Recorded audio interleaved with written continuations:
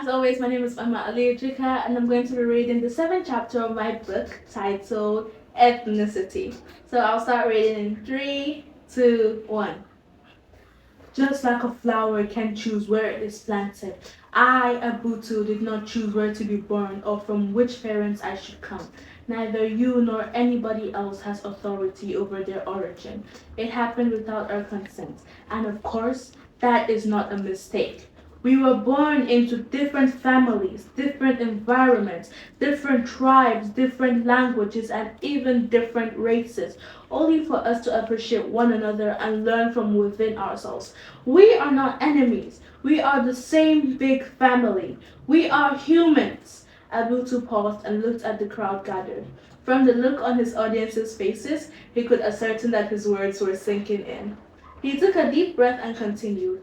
As you all know, I am brave. You bear witness that no weapon can penetrate Abutu's skin. You are very well aware of how I mastered martial arts. Despite all this, I was a victim of communal clash. My house was razed down and my wife and children were almost killed. I was homeless for 13 months. My life was made miserable. Why? Just because I'm from Banaku? He added in a heart-touching voice. He then continued, I have all the power to lead my people to unleash mayhem on Tatuba if I wish so. But why should I do that? There is no benefit to sowing this seed of hatred that will later grow into a tree of enmity, extended to next generations. Why have we been fighting over overflowing and abundant river water? I am pretty sure no one here can finish this river, said Abutu while stretching his right hand to point to a river that demarcated the two lands. We have been fighting each other for decades. Can any one of you here tell me what we achieved from such a thing other than backwardness, fear, insecurity, and all sorts of negative impacts? Everywhere was silent, like deep ocean water. That was the remarkable speech that brought an end to the feud between Tatuba and Benaku. Abutu was a hunter who was killed in martial arts. He was a self-taught martial artist. It was reported that he could fight 2 lions at a time without using any weapons. He was also a philosopher who changed the lives of many during the conflict between Tatuba and Banaku. Despite sharing boundaries, Tatuba and Banaku had been at loggerheads since time immemorial. Though their people speak different languages, they understand one another due to similarities in both languages.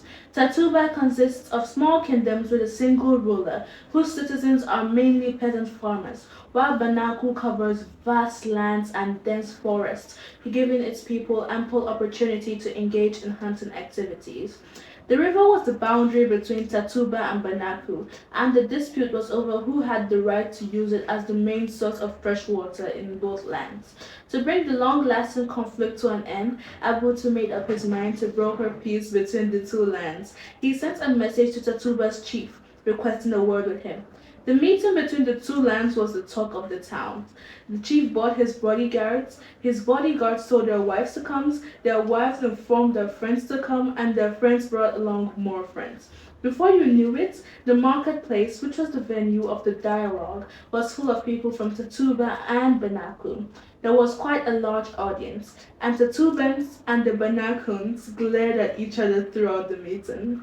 When Abutu spoke, it was as if wisdom itself was speaking.